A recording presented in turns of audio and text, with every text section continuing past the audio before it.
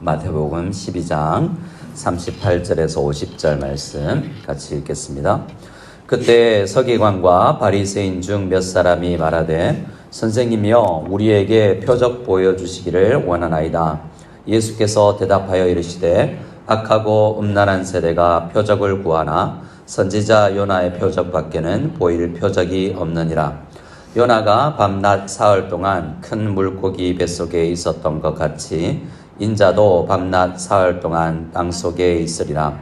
심판 때에 니느웨 사람들이 일어나 이 세대 사람을 정죄하리니 이는 그들이 요나의 전도를 듣고 회개하였거니와 요나보다 더 큰 이가 여기 있으며 심판 때에 남방 여왕이 일어나 이 세대 사람을 정죄하리니 이는 그가 솔로몬의 지혜로운 말을 들으려고 땅 끝에서 왔음이거니와 솔로몬보다 더 큰 이가 여기 있느니라. 더러운 귀신이 사람에게서 나갔을 때 물 없는 곳으로 다니며 쉬기를 구하되 쉴 곳을 얻지 못하고 이에 이르되 내가 나온 내 집으로 돌아가리라 하고 와보니 그 집이 비고 청소되고 수리되었거늘 이에 가서 저보다 더 악한 귀신 7을 데리고 들어가서 거하니 그 사람의 나중 형편이 전보다 더욱 심하게 되느니라. 이 악한 세대가 또한 이렇게 되리라. 예수께서 무리에게 말씀하실 때 그의 어머니와 동생들이 예수께 말하려고 밖에 섰더니 한 사람이 예수께 여짜오되 보소서 당신의 어머니와 동생들이 당신께 말하려고 밖에 서 있나이다 하니 말하던 사람에게 대답하여 이르시되 누가 내 어머니이며 누가 내 동생들이냐 하시고 손을 내밀어 제자들을 가리켜 이르시되 나의 어머니와 나의 동생들을 보라. 누구든지 하늘에 계신 내 아버지의 뜻대로 하는 자가 내 형제요 자매요 어머니니라 하시더라. 아멘. 오늘 12장을 마무리하는데요. 마태복음의 큰 흐름을 우리가 생각하며 본문을 볼 필요가 있습니다. 1장에서 4장까지 왕 되신 예수 그리스도, 하나님 나라의 왕이신 예수 그리스도를 소개하고 5, 6, 7장에서는 그 나라가 어떤 나라인가를 산상수훈을 통해서 말씀하셨습니다. 8장 9장에서는 그 나라가 어떻게 힘있게 지혜와 권능의 역사로 임하시는지를 말씀하셨고요. 또 10장에서는 그 나라를 예수님뿐만 아니라 12제자를 세워서 이제 교회를 세우셔서 교회를 통해서 예수님께서 이 땅에 하시고자 하는 그 일을 하게 하실 것이라고 말씀했습니다. 근데 그 이후에 그들이 보낼 때 이리때 가운데로 보내는 것 같다고 말씀하셨는데요. 11장, 12장의 내용에 보면 그들의 사역하는 그 현장이 얼마나 악한지, 얼마나 거친지를 말씀하는데 특별히 서기관과 바리새인들이 말씀을 잘 받지 않는 것을 보여줍니다. 그래서 11장에서 12장 말씀까지 보면 특히 바리새인들이 어떻게 예수님을 거절하고 특히 말씀을 받아들이지 않는지를 보여주죠.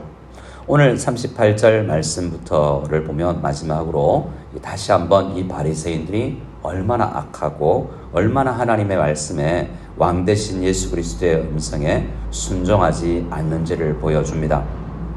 38절에 그때 서기관과 바리새인 중 몇 사람이 말하되 선생님이여 우리에게 표적 보여주시기를 원하나이다 라고 요청을 합니다.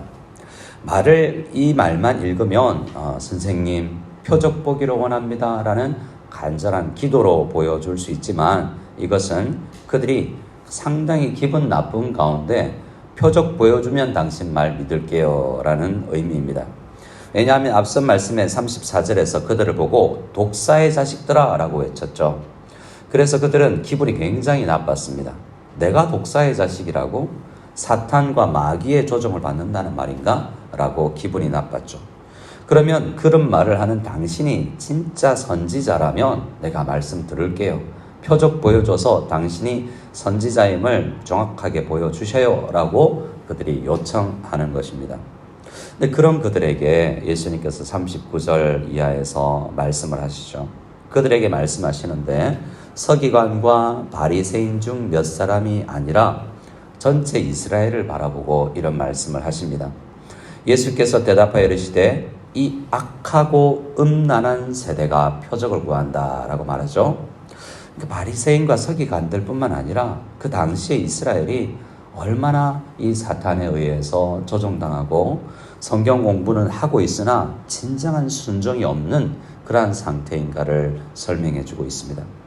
그들에게 한 가지를 이야기하겠다라고 이야기하는데요. 결국 이 말씀도 너희들 구약 성경 잘 읽고 있니? 라고 역사를 통해서 말씀을 통해서 율법과 선지자들을 통해서 배워야 된다라는 말씀이라고 할 수 있습니다. 예를 들어 먼저 선지자 요나의 표적밖에는 보일 표적이 없다라고 이야기하는데요. 요나는 우리가 참 잘 알고 익숙한 선지자입니다. 근데 요나를 통해서 예수님께서는 무엇을 적용하고 있는가? 요나가 우선 40절 말씀에 보면 밤낮 사흘 동안 큰 물고기 뱃속에 있었던 것 같이 인자도 밤낮 사흘 동안 땅속에 있으리라 라고 말하는데요. 요나는 대표적으로 이스라엘의 선지자로서 하나님의 말씀을 불순종했던 선지자로 유명합니다. 이름은 그가 여로보암 시대에 크게 하나님 나라의 일들을 했지만 여전히 그는 그 당시의 악한 세대의 생각에 머물러 있어서 하나님의 말씀, 이 니느웨 이방 땅에 가서 복음을 전하라는 이스라엘이 그 일을 위해서 사명을 받았다는, 이스라엘 너희만 복 받는 것이 아니라 아브라함 이후부터 모든 사람들에게 이스라엘에게 말씀하신 바 너희는 복 받고 복의 통로가 되어서 내 마음이 가 있는 땅 끝까지 가서 복음의 증인이 되어야 된다라는 그 말씀에 받아들여지지 않는 이 민족적 한계를 가진 사람이 요나였던 것입니다. 그래서 그가 어떻게 해야 순종할 수 있는가? 십자가의 은혜로 죽은 옛사람이 죽고 새 사람이 되어야만 순종할 수 있는 사람이 된다는 것입니다. 그래서 예수께서 십자가를 지시고 이 땅에서 이제 죽음 가운데서 일어나는 그 사흘 동안의 회개의 기간을 통해서 이 예수 그리스도의 이 피 흘리신 이 놀라운 십자가 사건을 통해서 거듭나지 않으면 순종하지 못한다는 것입니다. 이 말씀은 그래서 첫 번째로 너희가 아직 구원을 받지 못했구나. 예수 그리스도의 나의 이 보혈의 공로를 믿고 구원받아야 새 사람이 되어야만 순종할 수 있는 사람이 될 것이다 라고 말씀을 합니다. 우리가 알다시피 거듭났다고 해서 바로 온전한 순종까지는 가지 못하죠. 그러나 순종을 했던 그 요나를 이야기를 합니다. 그리고 나서 41절에 심판 때에 니느웨 사람들이 일어나 이 세대 사람을 정죄하리니 이는 그들이 요나의 전도를 듣고 회개하였음이거니와 요나보다 더 큰 이가 여기 있으며 라고 말씀하십니다. 그의 요나 선지자의 복음 전도를 듣고 그 니느웨 사람들이 회개를 했죠. 그런데 그들이 일어나 이 시대 지금 질문하고 있는 서기관과 바리새인들을 책망하고 정죄할 것이다 라고 이야기합니다. 그 말은 너희는 왜 안 듣니? 우리는 복음 듣고 회개했는데 너희는 우리보다 못하니? 라고 정죄할 것이라는 말씀입니다. 그 요나의 메시지를 듣고도 우리는 회개를 했는데 요나보다 더 큰 선지자, 정말 참된 선지자 예수 그리스도께서 참된 복음을 전파하고 있는데 그곳에서도 듣고 회개하지 않으니 얼마나 너희가 정죄를 받을 것인가 라고 주님께서 그 요나의 예를 들어서 말씀하신 것이죠. 그리고 42절에 이제 솔로몬 때에 솔로몬의 지혜로운 말을 들으려고 그 찾아왔던 남방 여왕에 대해서 이야기를 합니다. 그를 통해서 하시고자 한 것은 무엇입니까? 솔로몬, 하나님께서 지혜를 주신 그 솔로몬의 지혜를 들으려고도 남방 여왕이 땅 끝에서 42절 말씀에서 보면 땅 끝에서 멀리에서 솔로몬 지혜로운 말을 들으려고 하는데 솔로몬보다 더 크니 참된 지혜이신 지혜의 근본 되신 예수님께서 이곳에서 지혜로운 말씀을 선포하는데 그들은 귀를 막고 듣지 않겠다라고 하고 있는 것을 질타하는 것입니다. 그래서 심판때가 되면 그 남방 여왕이 일어나서 너희같이 귀를 막고 듣지 않고 그것뿐만 아니라 순종하지 아니한 너희를 책망할 것이다 라고 말씀하신 것입니다. 그리고 43절부터 너희가 어떤 상황이냐면 내가 치유해주고 귀신을 쫓아내주고 내가 표적을 행하여서 많은 권능을 행해서 깨끗하게 되었지만 다시 악한 세대에 물들어서 말씀을 순종하지 않는 이런 빈집과 같다라고 주님께서 말씀해 주고 있습니다. 그리고 다시 한번 45절에서 이 악한 세대가 또한 이렇게 되리라 라고 말씀하십니다. 이 말씀을 통해서 우리는 무엇을 생각하고 적용해야 될까요? 우리는 말씀을 얼마나 순종하고 있나?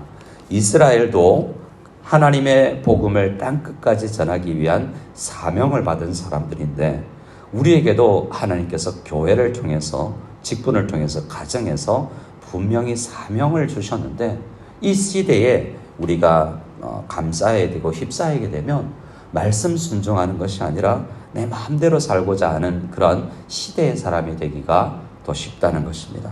우리가 그래서 예수의 말씀 앞에 날마다 나아가서 주님 참빛을 비춰주셔서 말씀을 순종할 수 있는 사람, 말씀을 읽고 듣고 순종하는 행하는 사람이 되게 해주십시오라고 간절히 기도해야 되겠습니다.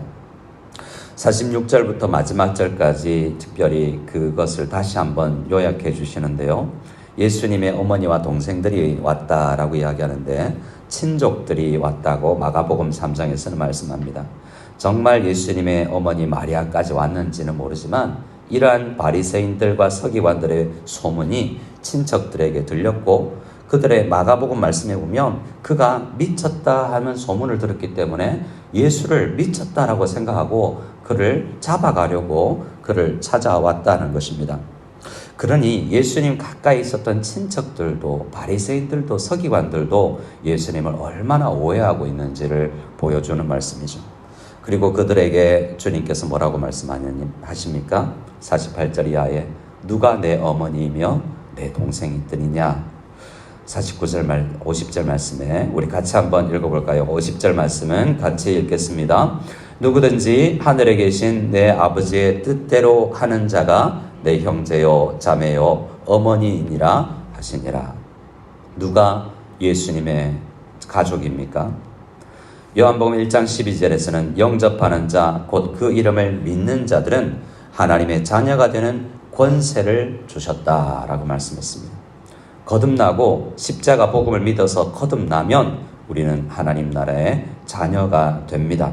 하지만 순종하는 자라야, 사명을 감당하는 자라야 정말 주님의 형제요 가족이라는 것입니다. 그것을 하늘에 계신 내 아버지의 뜻대로 행하는 것이라고 말씀하는데요. 하나님의 하늘에 계신 아버지의, 예수님의 아버지의 뜻이 무엇입니까? 나는 너에게 복을 주었다, 사명을 주었다, 사명 감당해야 되지 않겠느냐? 너희는 구원받고 나서 서기관과 바리새인처럼 악한 세대처럼 살지 말고, 특히 산상수훈에 나와 있는 이 하나님 나라의 복음을 듣고 하나님의 뜻을 순종하는 사람이 되기를 원한다라는 것이 주님의 음성입니다. 그 중에 특별히 사명을 감당하기를, 이스라엘의 사명 감당하지 못해서 책망을 받을 것처럼 우리는 우리에게 주신 사명을 잘 감당할 수 있도록 가정 안에서, 교회 안에서 하나님의 뜻을 순종하여서 니느웨로 가라면 가고, 어렵고 힘겨워도 순종하며 하나님의 뜻을 행할 수 있는 우리가 되게 하옵소서. 간절히 기도하는 이 새벽이 다 될 수 있기를 소원합니다.